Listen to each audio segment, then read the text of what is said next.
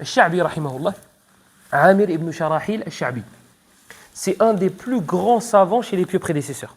Un des plus grands. Il dit, je n'ai jamais écrit de ma vie. Lui, il dit ça.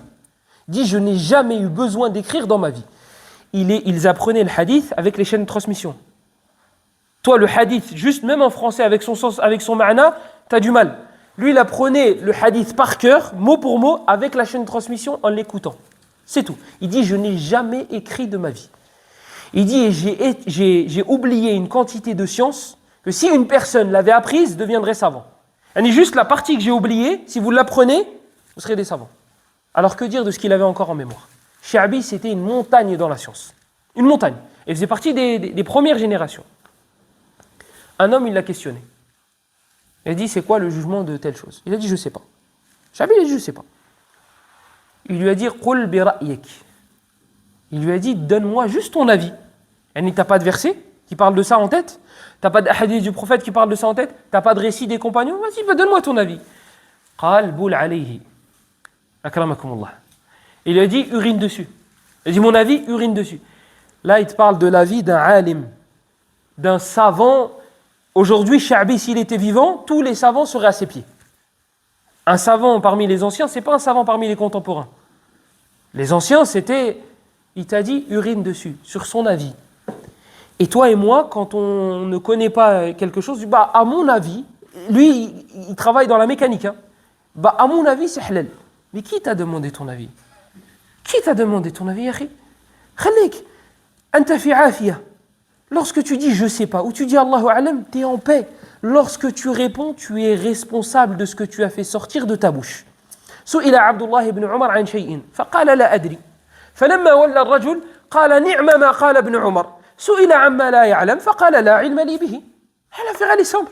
Abdullah ibn Umar, compagnon, fils de compagnon, fils d'un des meilleurs des compagnons, Omar ibn Khattab.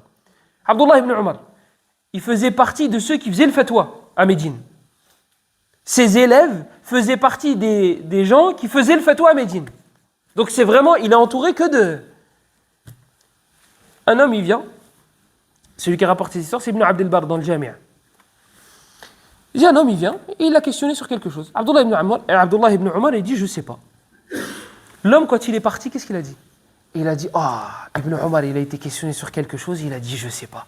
Quelle bonne chose. Voilà. Aujourd'hui, l'axe. Aujourd'hui, c'est l'inverse. Qu'est-ce que je vous avais raconté il y a quelques semaines? Quand tu dis je sais pas, il y en a, ils disent, ça a été dit, hein, l'imam il est encore en formation, mesquin. Et ça a été dit, hein. Donc, si tu parles sans science, il dit il parle sans science. Si tu dis je sais pas, il est encore en formation, mesquin.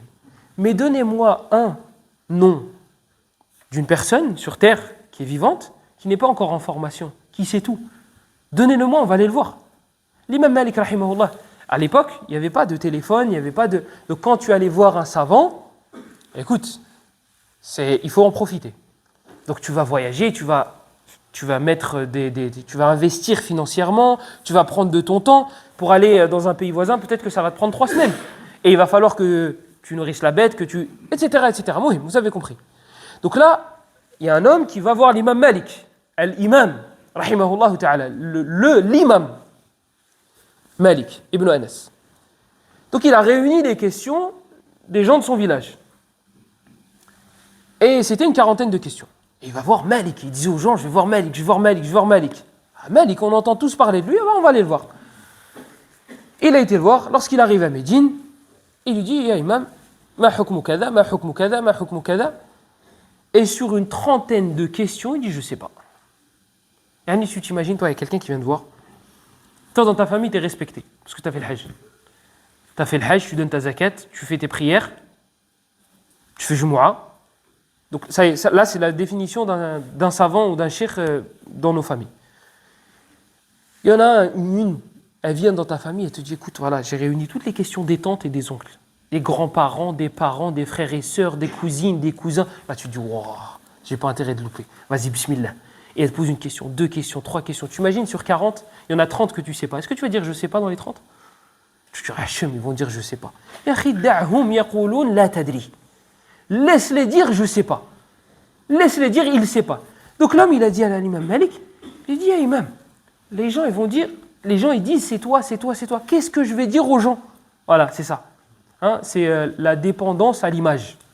C'était obligé de faire croire que. Et aujourd'hui, on vit dans ça. Tu prends en photo ton plat et tu le mets dans ta story. Comme ça, les gens voient que tu as une vie. Et après, tu vas faire du sport. Et tu prends en photo la salle de sport. Tu dis là, je vais commencer le sport. Et après, tu vas rentrer à la maison. Oh, regarde ce que madame m'a préparé. Tu dépends de l'image. Il faut que les gens se disent de toi que. Donc là, automatiquement, les gens disent que tu connais. Il ne faut pas que tu enlèves cette image. Ah non. Les gens vont dire, je ne sais pas, Aïb. Comme je vous avais dit, Ali ibn Abi Talib, radiyallahu anhu, on rapporte qu'il dit ça. La chaîne de transmission, elles ne sont pas authentiques jusqu'à lui. Mais le sens, il est bon.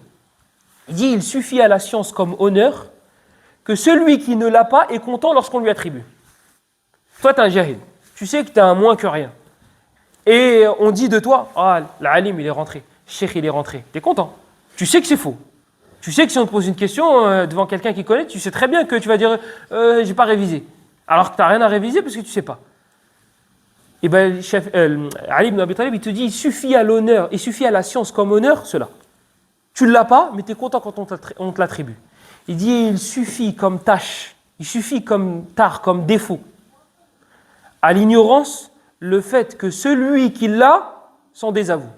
Toi, tu es ignorant. Et je te dis Jahil, viens, on va manger. Viens, ignorant, on va manger. Tu acceptes ce laqab?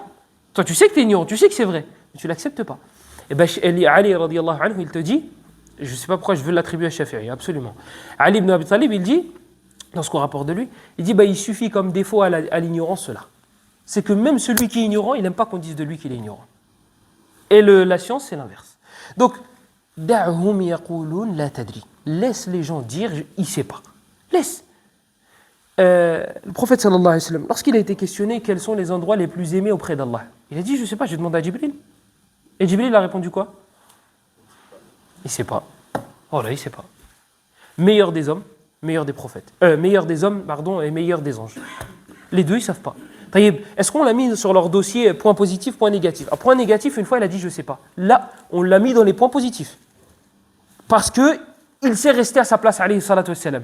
Et Jibril, pareil, alayhi salam, lorsque, dans le hadith est dans le Bukhari Muslim, mais la version qui est connue, elle est dans le Muslim, selon Omar ibn Khattab. Hadith de Jibril. Quand Jibril il est venu sous la forme d'un homme, il est venu questionner le prophète sallallahu alayhi wa sallam. Lorsqu'il lui a dit, akhbirni anis sa'a, il lui a dit, informe-moi sur l'heure, le jour dernier, c'est quand? Qala mal mas'oulu anha bi'a'lama min as-sa'il. Il a dit, le questionneur n'est pas plus savant que le questionné. Ni toi, ni moi ne savons. Et pourquoi le prophète avait dit approximativement, comme nous quand on ne sait pas. Vas-y, Akhi, tu donnes une réponse comme ils disent. Ils disent فَإِذَا كَانَ النِّصْفُ الْعِلْمِ لَا أَدْرِي فَنِصْفُ الْجَهْلِ أَظُنُّ وَيُقَالُ. Ils disent la moitié de la science, c'est je ne sais pas. Et la moitié de l'ignorance, c'est je pense et je crois. C'est ça la moitié de l'ignorance. Quand tu vois que je pense, je crois, ça y est. كبر عليه أربعا. يقول الإمام مالك يروي الإمام مالك عن محمد بن عجلان أنه قال إذا أخطأ العالم لا أدري أصيبت مقاتله. L'imam Malik il rapporte d'un savant qui s'appelle Muhammad ibn Ajlan. D'ailleurs, cette chaîne de transmission-là, elle est en or. C'est l'imam Abu Daoud qui rapporte de l'imam Ahmed, qui rapporte de l'imam Shafi'i, qui rapporte de l'imam Malik, qui rapporte de Muhammad ibn Ajlan. C'est que des a'imma. Il dit que l'imam Muhammad ibn Ajlan a dit إذا أخطأ العالم لا أدري أصيبت مقاتله. Lorsque le savant ne sait plus dire je ne sais pas, il est en train d'agoniser, il est en train de mourir. Ça y est. Maqatilu, il y a un point sensible qui a été touché. C'est comme si tu disais il y a une flèche qui a touché la gorge. Là, il va mourir, il ne va pas tarder à mourir. Là, ça y est, c'est le début de la fin. Bien sûr, ça ne veut pas dire que le savant qui parle sans science, il va mourir. Non, c'est une image. Ça veut dire que là, ça y est, c'est le début de la fin pour lui. S'il commence à parler des choses qu'il ne maîtrise pas,